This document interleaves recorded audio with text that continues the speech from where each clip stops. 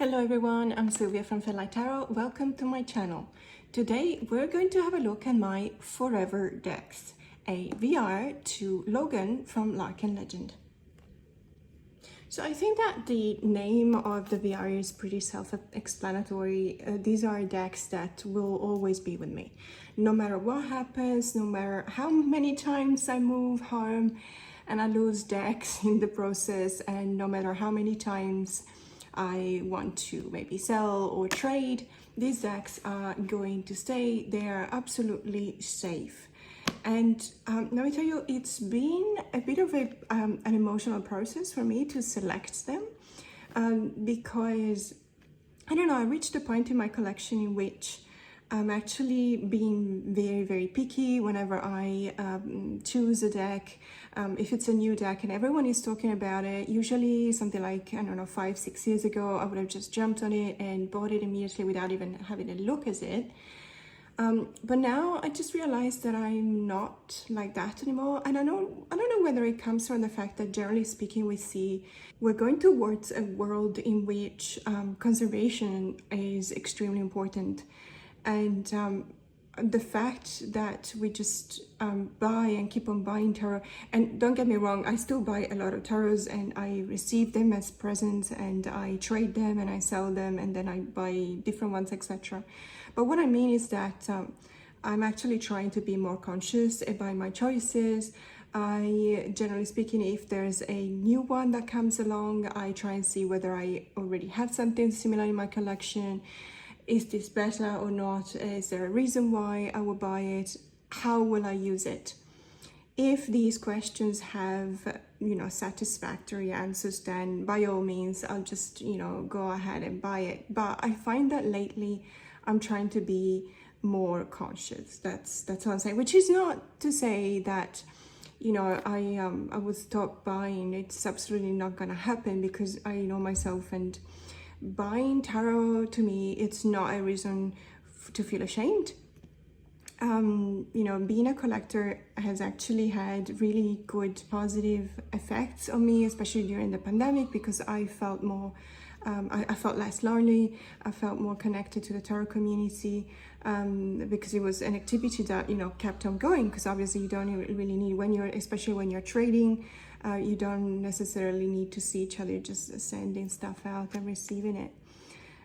So it's something that actually made me happy, in the morning to check the Australian Post app and see whether I had something coming in or not. And I will always be grateful for that, because it is the power of collecting items and being part of a collecting community. So that's never gonna stop for me. But these are the decks that are so safe in my collection, because for different reasons, I will never part ways with them. Let's have a look. So there's no particular order in which I'm showing you these decks. However, I will be very careful with a couple of them, because not only are they out of print and very hard to find, they were printed in very limited copies, and they have become extremely valuable now. For example, the Granto Berlin. This is the edition from 1984. I've seen this deck, well, very rarely actually, because whomever has it doesn't seem to be willing to trade it or sell it. But I have seen it sold for about $1,500 or something like that. Now, to me, it's part of my collection. It's a deck that came to me when I already knew that it was going to be a collectible item. Let me see if I have to zoom out just slightly to have a better frame. So it came to me when I already knew that it was a collectible item, so I never used it. And to be completely honest with you, not only have I ever used it, but I never even probably had a decent look at the cards. So this is the booklet. It's completely intact, and I'm not going to open it more than this, just to show you.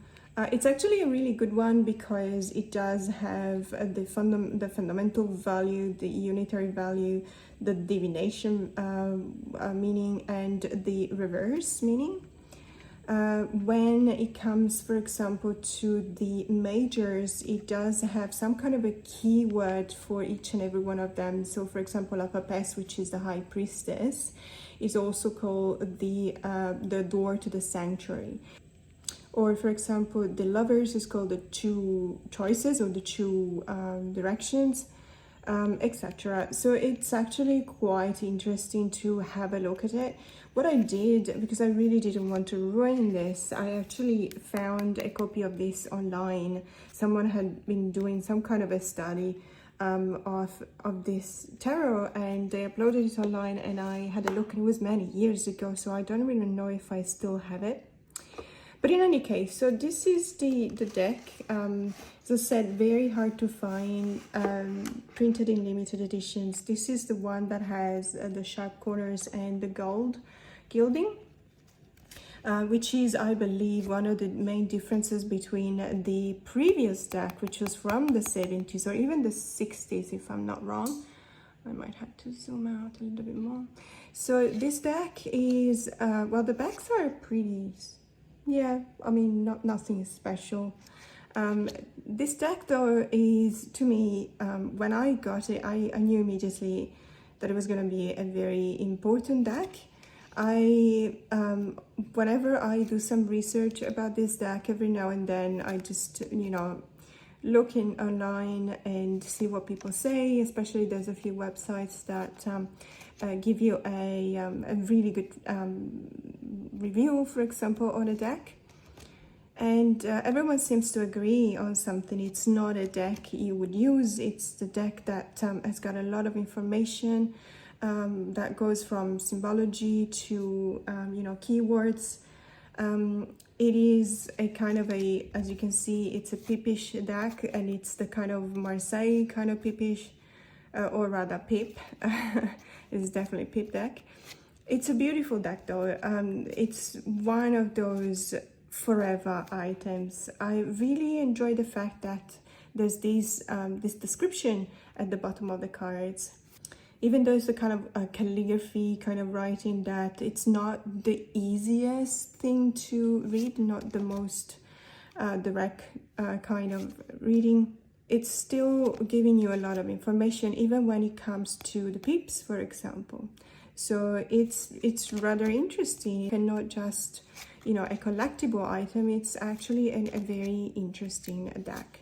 So this is the Tarot Belline, and it has been published in 1984, this particular edition, by Grimaud in France. Up next, we're going to have a look at the Tarot Oreste Zevola. Now, Oreste Zevola is an Italian painter from Naples. This, well, his style is very, very recognizable in his paintings as well. If you just have a Google on the name, for example, you'll see that the images on the cards are very similar to his paintings as well. This tarot deck, however, has been published also by Grimaud in France. It's a limited edition of 2,500 copies. It's one of my favorite decks because it's like the Granto Berlin. It's out of print. It's very hard to find. It's one of those decks that I bought when I already knew that it was going to be a collectible deck. And so as a consequence, although I did probably have a look at this deck a bit more, and in some cases I may have considered using it, what strikes me about this deck is the intensity, is the contrast, the play of the contrast. So you've got contrast between colors, for example. You see it here immediately. You've got, you know, these white borders, but then a black border, and then a jagged red one, and again with the contrast with the black and the red and the white, and then the figures themselves, they have this play of colors with a bit of yellow thrown in, and the predominance of the white. The line work is amazing because it's not a subtle line, it's a rather strong one. And the faces are very imposing. They're actually looking at you, they're breaking the fourth wall. It's as if they're literally confronting you. It's one of those decks that you either love it or hate it, I noticed. So I've actually never seen it in social media, very rarely. Of course, when you look for it, you find it specifically, but it doesn't come up, let's say, in a random video, unless it's a video about, you know, collectibles items. And this deck is just incredibly beautiful. It's, again, another you know, Pippish deck. Backs are really interesting. I think I've shown this deck in a couple of videos ago. I really like the fact that, you know, it's in my collection, and I will never replace it. I will never give it away, because it's, even though it's become quite a valuable deck, it's also something that distinguishes myself. You know, it's part of who I am. It's a deck that I bought in Europe, of course. It's by an Italian person. I'm Italian as well. So it really is some kind of reminder to myself that tarot decks can be made by artists, and they are unique. They're absolutely unique. And they acquire that kind of value, you know, also for your collection itself. Having a deck like this, you know, it makes you feel like you're someone actually know what they're doing, which is a really good feeling sometimes. So this is the Tarot by Oreste Zevola. And another deck that I've chosen for this tag is the Taro Barbie. This tarot is bilingual in French and Spanish. It's a very old deck. However, I did buy after, I must have bought it after 2001 because it's got the price in Europe. I think that I never remove these tags, these labels, and I think that this dot might mean that it's defective somehow. I'm not sure. I don't necessarily remember. So it might have been the box, maybe it was already a bit ruined. I don't know, but it's made by Balbi, and it's such a unique deck. I haven't seen it much around. It's one of those decks that when you find it, for example, if you like this kind of decks, or if you think that they're important in your collection, you should definitely have it, consider getting them, because they are becoming more and more rare, and it's even more rare to find one that is, for example, this in such pristine conditions. I did buy it from a shop, so it wasn't a second-hand deck. I really like it. It's a beautiful deck. The color palette is very unique. The light work, the art style, everything is very, very, it sets it apart from a number of other decks that you know, follow the tradition. And of course it's Marseille inspired, as you can see. I wouldn't use this deck. I have never used it, although I did have a look at it. I just really love the minors. It's, even though it's a super pippish deck, as you can see, I don't know, it's probably because of the colors, the association of colors. It's so strong and saturated and powerful that I just really, really like it. And I really enjoy having a look at the cards every now and then, just for the sake of, you know, putting a smile on my face, because it really is one of those good mood decks as well. This deck is one of my forever decks because, again, like the other two that I've shown you so far, no matter what happens, this deck will never leave my collection. It's perfectly safe. So this is the Taro Barbie. And just to stay in theme with tarot decks that I've had for what feels like forever, this is the Toro de Nostradamus, and it's published by Heron in France. I could be completely wrong, but I think that this particular edition is out of print, and it's also not that easy to find, although not as difficult or not as hard as the other previous three decks that I've shown you. This deck, so when I got this deck, I did not know that it was going to be a collectibles item. On the one hand, I thought that I needed a Marseille. By then, I think I only had the normal Marseille. And when I saw this, I was actually studying Nostradamus. I was doing a lot of occult studies for my own personal knowledge, and I saw this and I really liked it. I think it was a friend of mine who had it, and then you know, she showed it to me, and I thought, okay, I really want it. And I think I found it, I don't remember if I found it in the trade or a shop, but in any case I had to look for it. It wasn't an easy find, let's say, even back then. But I actually started using it. It's one of those decks that it really feels like an old deck because of the cards being still with sharp corners like this, square corners. It's a typical, of course, it's a typical Marseille deck. Nostradamus was studying Marseille decks when he started his own interpretation of the cards. And I thought to myself, I wanted to study Marseille, and I just wanted something different from the one that I had. And so this one was the perfect one that came along. I like it because it's got some kind of a sepia tone to it, instead of, you know, being white. The white is not like chalk white, is some kind of a, as I said, a sepia kind of tint. And it's that kind of pips that are really beautiful. I don't know if you agree, but I honestly sometimes prefer a good Marseille pip to a pipish RWS. I don't know if it makes sense. Sometimes pips in RWS, because RWS is traditionally illustrated, so the minors in the RWS are traditionally illustrated. The fact that some authors come out with pipish or really lazy pips kind of decks, and I'm thinking about some decks published by Insight Edition, for example. Not all of them, and luckily lately it looks like they're listening to the tarot community and doing something about it. But one of the old ones, they were really disappointing, because it just, you know, 7 of Pentacles and you put 7 coins in there with absolutely no other context. I mean, obviously there is a lot more skill in this, there's a lot more art in this. And that's the reason why I do not mind my Marseille decks. They're, the minors are pips, absolutely, but they're beautiful pips. I hope it makes sense.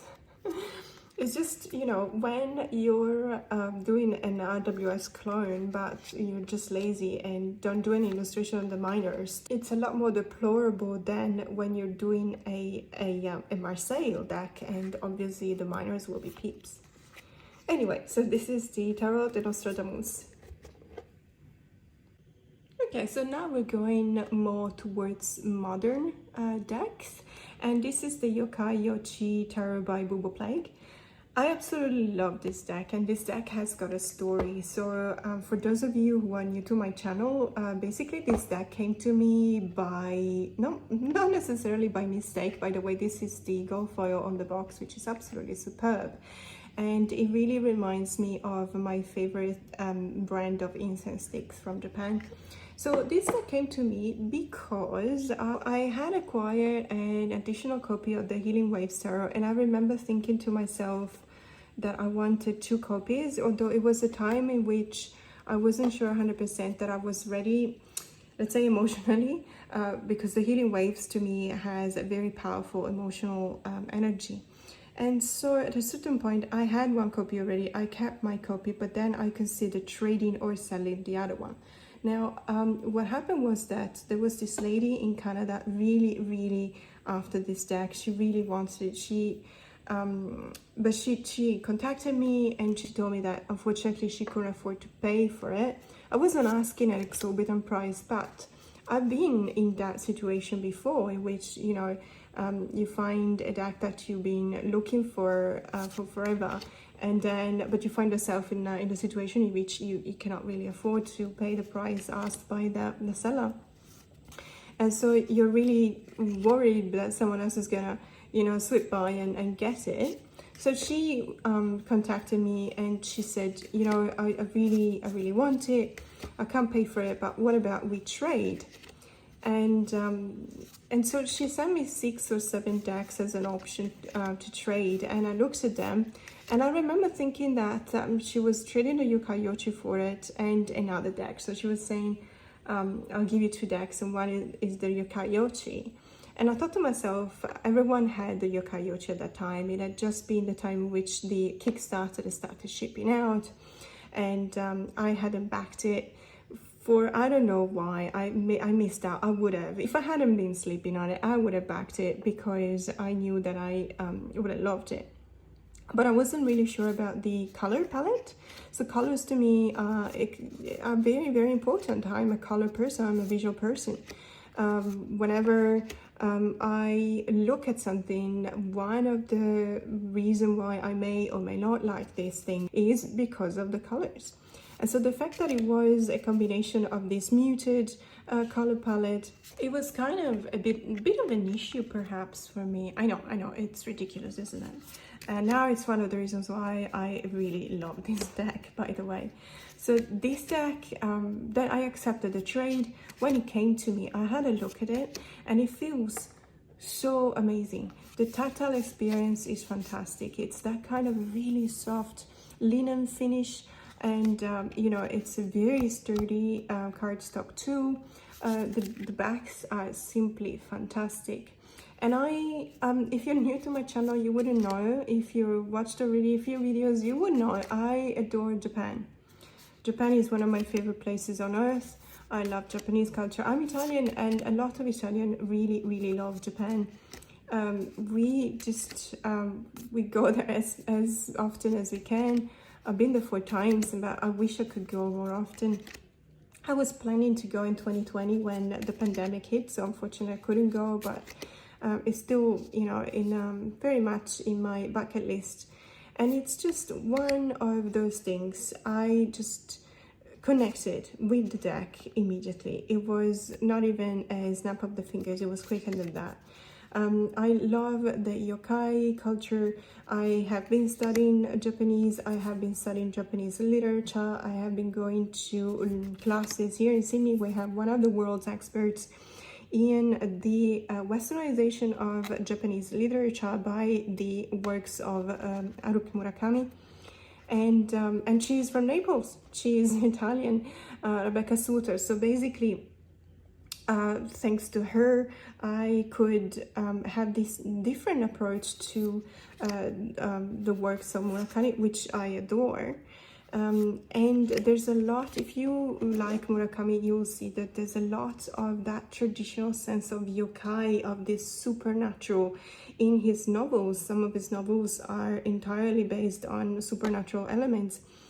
And I don't know, I feel like there's so much that clicks for me in this deck that it has become one of my favorite ones, not for readings, ironically, even though I do read with this one, especially if it's a client asking for it, I will definitely use it in my readings, but mostly because I like really looking at the cards and studying them. And I've actually uploaded, I've done a video on the major arcanas and the meanings of the yokais and the irais and the spirits of on each and every card. And if I remember, I will link it here in the video for you to have a look if you're interested. It's just a fascinating culture. If you love the supernatural, Japan is the country for you. It's just that kind of magical. So this deck will never leave my collection because I simply adore it. So it's the Yokai Yochi by Bubo Plague. And another deck that will never leave my collection is the Bonestone and Earthflesh Tarot by Avalon Cameron. Stone artwork by Anna Turia, which if you know my channel, you know she's by far my absolute favorite artist. This deck, it was such a difficult acquisition for me. Everything about it was difficult. It was difficult to find it. It was difficult to afford it. It was difficult to finally get it.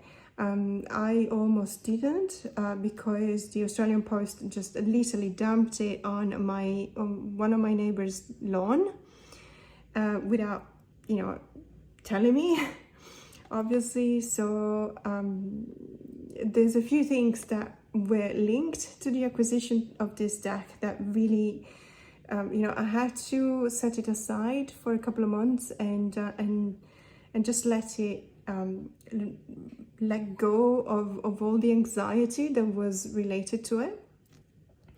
But now I'm actually quite happy that I've got it, because it came with an original print from Anna, which is of the Chariot card, and an additional Chariot card signed as well, signed by Avalon. So I'm actually very, very happy that it made its way, although convoluted way, to my collection. This deck is going to be reprinted. Both Anna and Avalon confirmed that it's going to go on a second printing. However, there's going to be a few changes. The ones that I remember are about the backs. So the backs will be slightly different, or a lot different, I don't know. So you won't see these backs anymore. I don't know whether there will be changes on the front of the cards. One definite change will be on the guidebook. So as you can see now, it's a really chunky book, exceptionally good, by the way. But it's probably gonna be a smaller version, a reduced version. So my advice is, even though I know that it's a very hard to find deck, but if you do find it for sale, for trade somewhere, you know, if you want this edition with this book, you should probably try and get it, because the next edition will not have that that guidebook. So this deck is amazing to me. It's just the perfect combination of all of the things that I really like. Let's see if I can zoom in. The style is amazing. Anna's style is just something that to me is out of this world. The colors are fantastic as well. One of my favorite decks, and I find it's very balanced. It's the Tarot of the Abyss, also by Anna Turian, and it was featured in my decks. If you work tarot decks, if you work with elemental energies, because ironically, I felt like I needed to give an example of a very balanced, elementally balanced deck, and to me the Tarot of the Abyss is just that.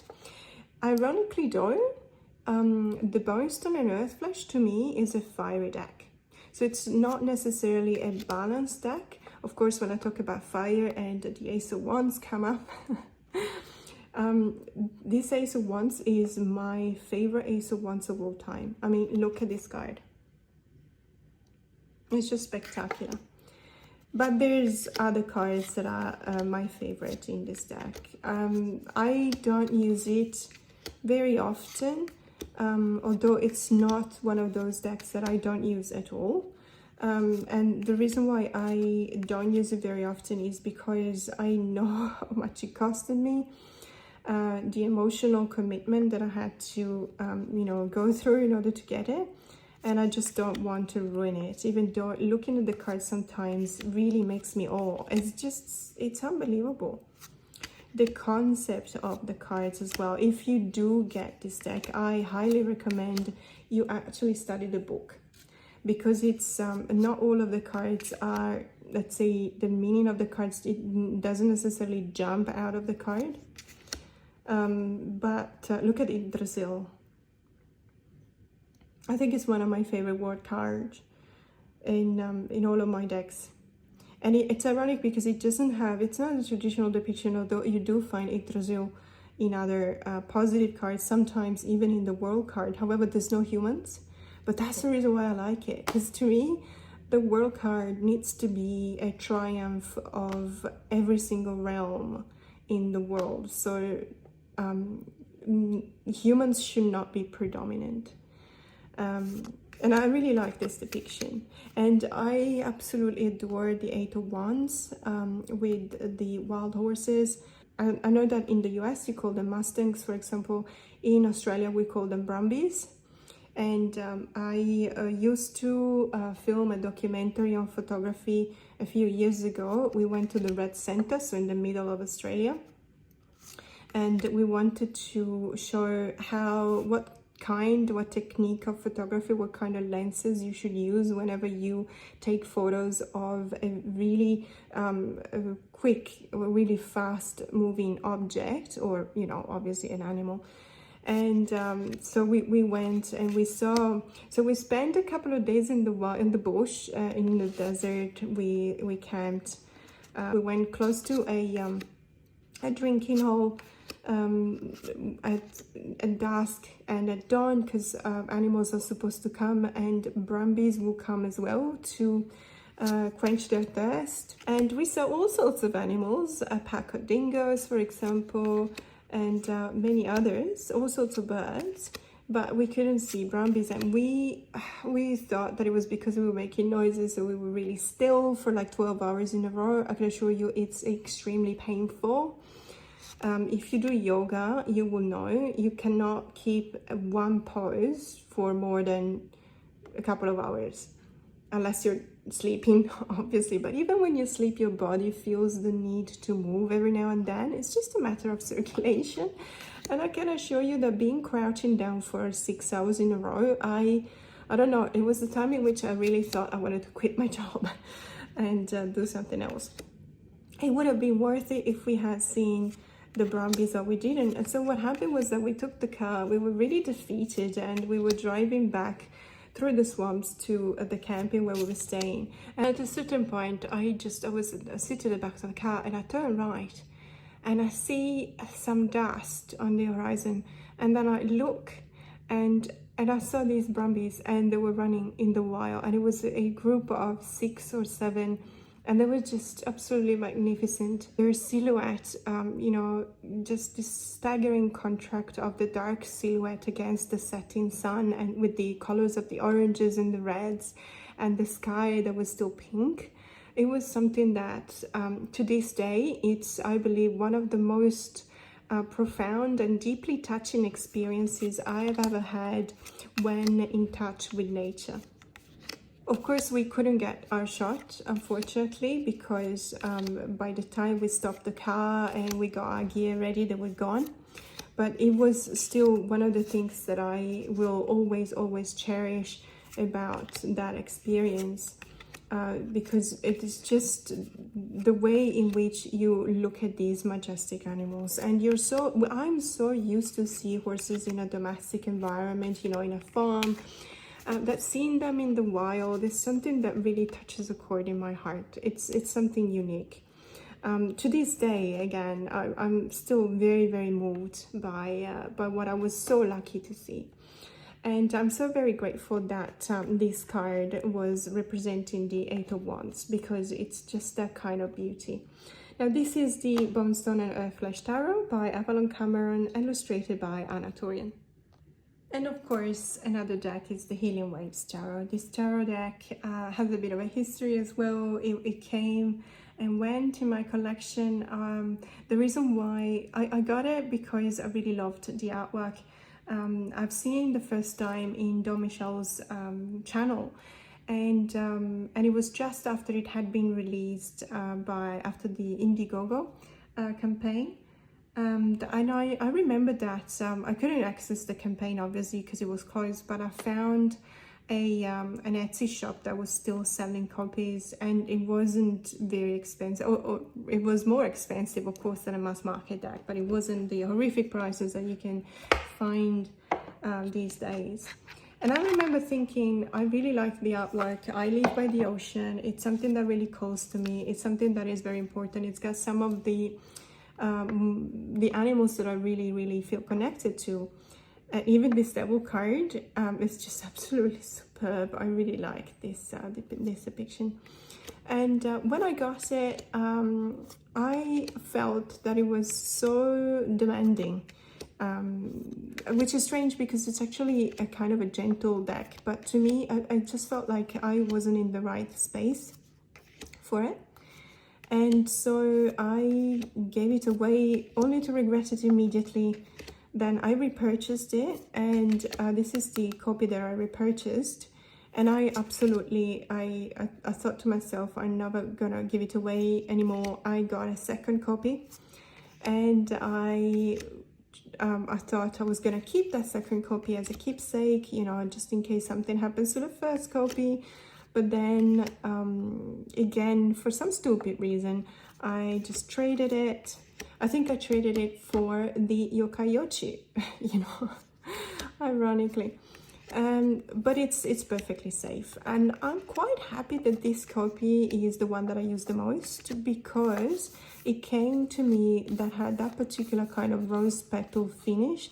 That means that the cards don't really fan out very well. They clump up when you overhand shuffle, for example. You can only riffle shuffle to obtain really good results with this deck, but when it's a standard size deck, I have trouble in riffle shuffling because of several injuries that I sustained in my fingers, in my hands. Although this one is still okay, because I can still wrap my fingers around it, but some other decks which are slightly bigger, it's just impossible. But this deck, it's kind, it's gentle, it's the kind of deck that it does give you a hug. It's a kind of deck that, you know, it makes you smile. It's a beautiful one. And this... I mean, look at this Queen of Fire. Isn't it just absolutely the cutest thing you've ever seen? I really love that there's so many whales in this deck, and the whale is one of my favorite marine animals. Look at this card. I have been swimming with whales. I was lucky enough to go to Tonga, one island in the Pacific Ocean, where you can actually, there's a marine conservation center, and they're totally free, obviously, if you go there during the time of the year in which there's calving. So they go there to you know, procreate and to keep the little ones safe until they're ready to go out in the ocean. If you go there during that time of the year, you can actually swim in the ocean with them, and it was one of the most amazing experiences I've ever had. I realized that it's probably one of the reasons why this deck is very safe in my collection. It's one of my forever decks, because what we like about the decks is the way they make us feel, isn't it? It's the way in which perhaps they remind us of a way in which we overcome some adversity, or they remind us of something very specific, a very strongly emotionally charged experience that we've had, or maybe they remind us of someone we loved and is not with us anymore. And I really appreciate the fact that I am able to connect with this deck in such a strong and powerful way.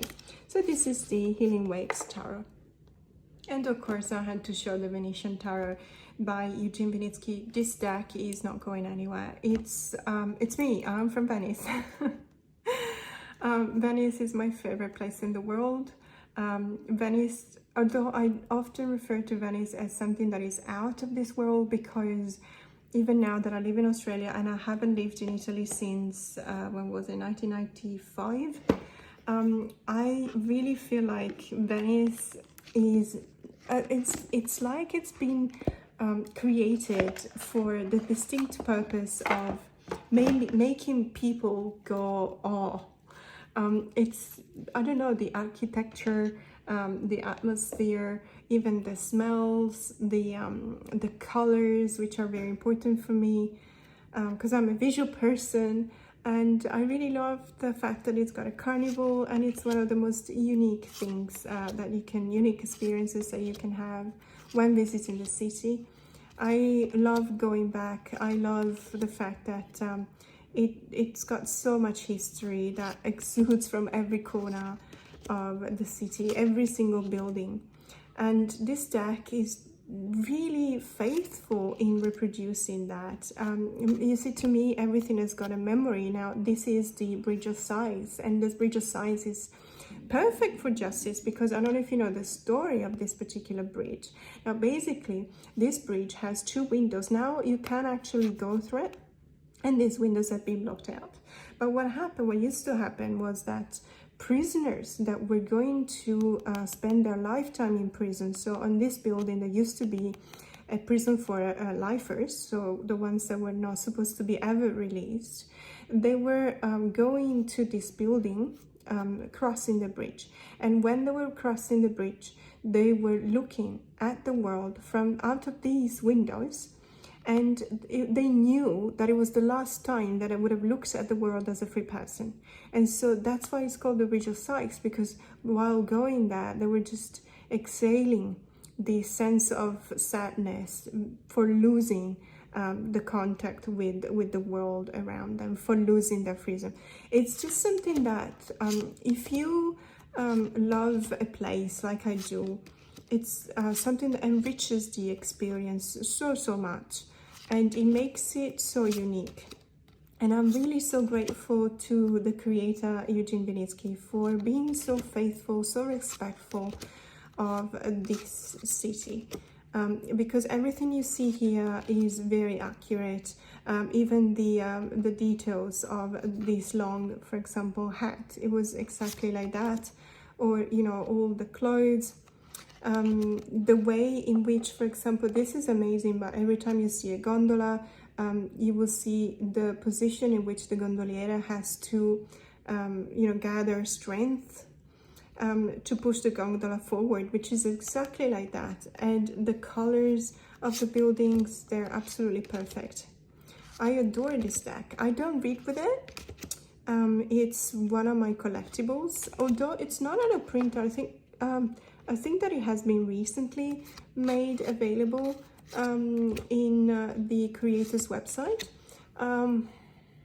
If I'll try and find out, and I will put the link in the description box below if you're interested. So it's not an out of print deck, it's actually being reprinted, but I did hear that it was the last time in which they were going to make a print.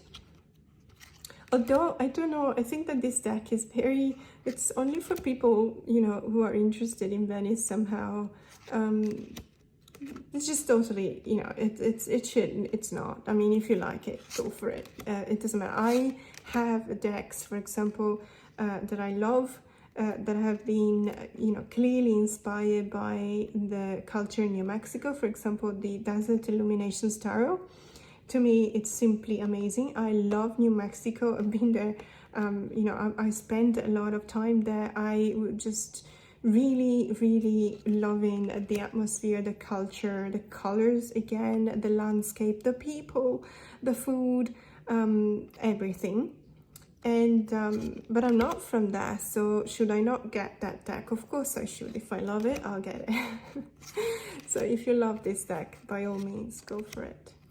Just know though that every single card has got a really deep kind of meaning. And if you haven't been to Venice, do yourself a favor and go visit, because it's, as I said before, it's out of this world. So this is the Venetian Tarot by Eugene Vinitsky. And of course, if you know me, you'll know that I love Japan and I love Italy. I'm Italian, but I really like any deck coming from in Meneghello, because in Meneghello is the, let's say, the printing company that was related to Osvaldo Menegazzi, who's an Italian master, a tarot collector, tarot creator, fantastic painter, an illustrator. And unfortunately, he left us due to COVID. I think it was 2020 or 2021. I'm not entirely sure. So this is the Yokozita Tarot. This is, to me, is everything, and that's the reason why it's very safe in my collection. It will never leave it, because it, you know, it puts together two things that I'm really passionate about, and one of them is Japan, but also a particular side of Japan, which is the woodblock prints made by Hokusai, and the art of Osvaldo Menegazzi. So Menegazzi was inspired, when he made this deck, he was inspired by Hokusai's paintings. This deck is, let's say, I believe it's now out of print. Apologies for that. It was only printed in 250 copies. I was lucky enough to get number 230 when I got there with a friend of mine in Milano last year. And it's been head cut, so obviously it's very regular. It's one of those decks that really feel like a collectibles item, and to be honest with you, it's not one of those decks that I will ever use unless, you know, sometimes I may use it to take photos for pretty compositions, for example, or because I have so many copies of printings by Hokusai, I may actually, you know, do some kind of compositions with a printing, maybe some other elements, some other things that I bought in Japan, and these, and one or two of these cards. It's absolutely beautiful. I don't even have the words to describe how much I love this deck. It's majors only. That's one of the main reasons as well why I wouldn't use it for reading. But it's just absolutely superb. It's got it, and you can also tell, you know, how much passion Maestro Menegazzi had when he conceived these cards, because each and every one of them is not just about the painting. It really conveys that kind of meaning that you see in the card as well.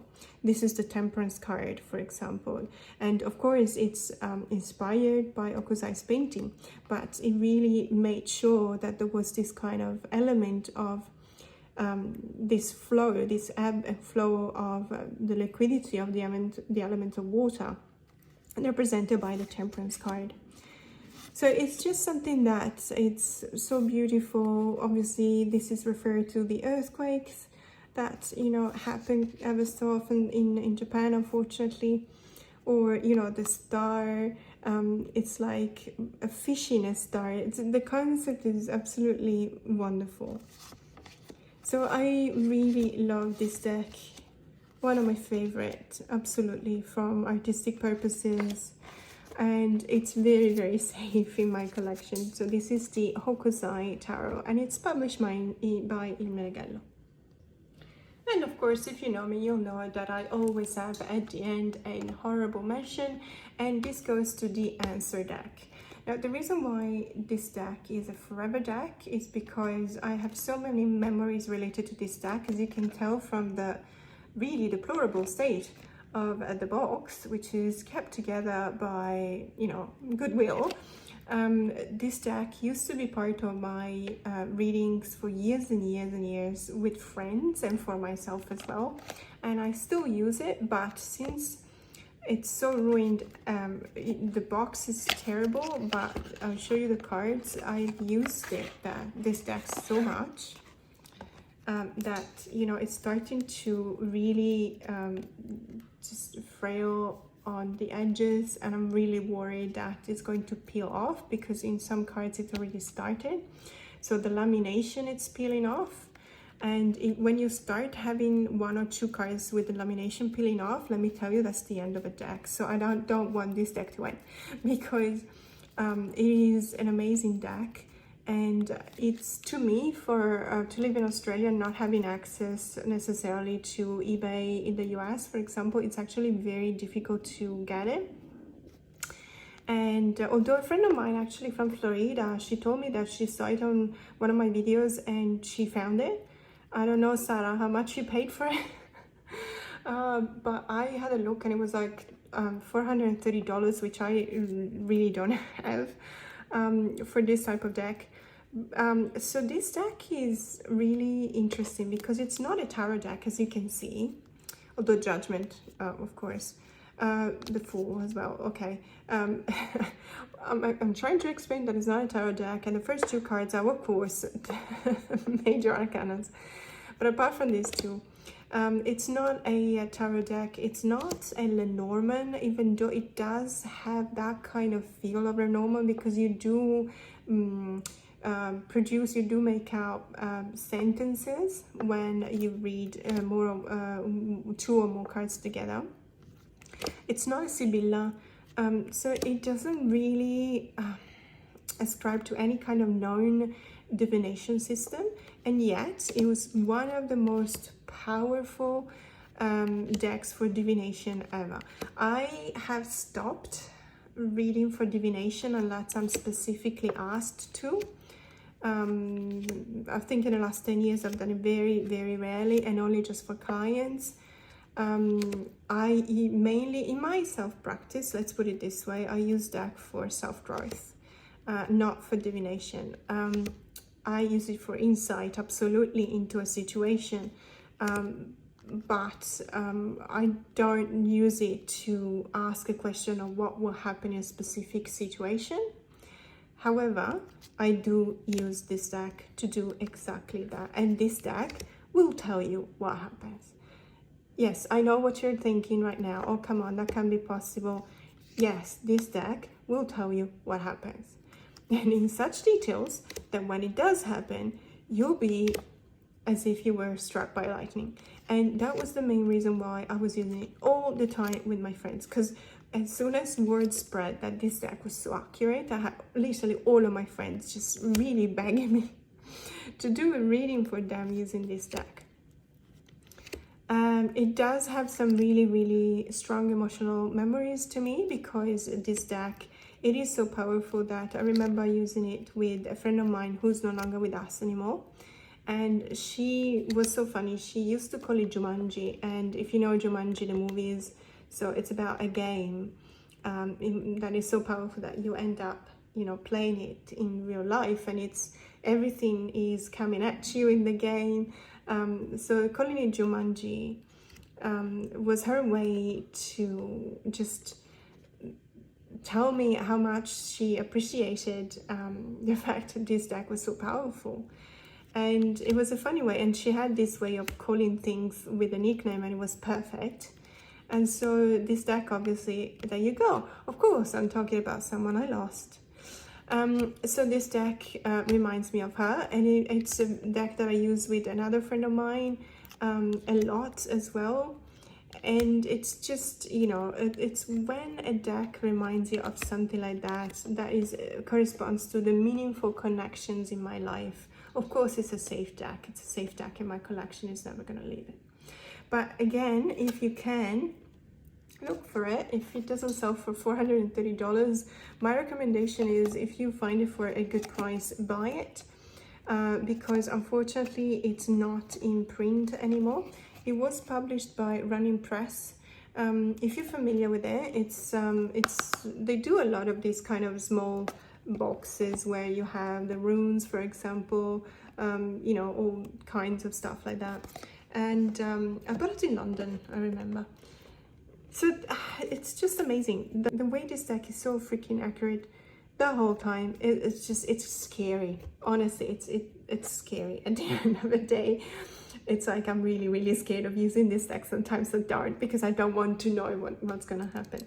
So this is the answer deck, and it was the honorable mention on this deck. So again, this is a VR, these are my forever decks, and this is a VR to Logan from Lark and Legend. I'll make sure to put the link to his video in the description box below. Thank you for staying with me till the end of this video. Please subscribe to my channel so we can have a lot of interactions, and it will be lots and lots of fun. Have a great day.